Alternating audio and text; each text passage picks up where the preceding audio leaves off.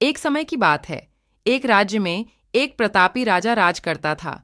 एक दिन उसके दरबार में एक विदेशी आगंतुक आया और उसने राजा को एक सुंदर पत्थर उपहार स्वरूप प्रदान किया। राजा वह पत्थर देख बहुत प्रसन्न हुआ।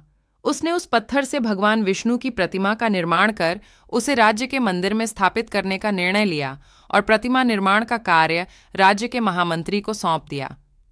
महामंत्री गांव के सर्वश्रेष्ठ मूर्तिकार के पास गया और उसे वह पत्थर देते हुए बोला, महाराज, मंदिर में भगवान विष्णु की प्रतिमा स्थापित करना चाहते हैं। 7 दिवस के भीतर इस पत्थर से भगवान विष्णु की प्रतिमा तैयार कर राजमहल पहुंचा देना। इसके लिए तुम्हें 50 स्वर्ण मुद्राएं दी जाएंगी।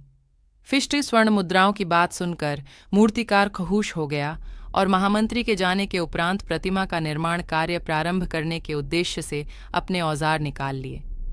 अपने औजारों में से उसने एक हथौड़ा लिया और पत्थर तोड़ने के लिए उस पर हथौड़े से वार करने लगा, किंतु पत्थर जस का तस रहा। मूर्तिकार ने हथौड़े के कई वार पत्थर पर किए, किंतु पत्थर नहीं टूटा। 50 बार प्रयास करने के उपरांत मूर्तिकार ने अंतिम बार प्रयास करने के उद्देश्य से हथौड़ा उठाया, किंतु यह सोचकर हथौड़े पर प्रहार करने के पूर्व ही उसने हाथ खींच लिया कि जब 50 बार वार करने से पत्थर नहीं टूटा तो अब क्या टूटेगा। वह पत्थर लेकर वापस महामंत्री के पास गया और उसे यह कह वापस कराया कि इस पत्थर को तोड़ना नामुमकिन है, इसलिए इससे भगवान विष्णु की प्रतिमा नहीं बन सकती।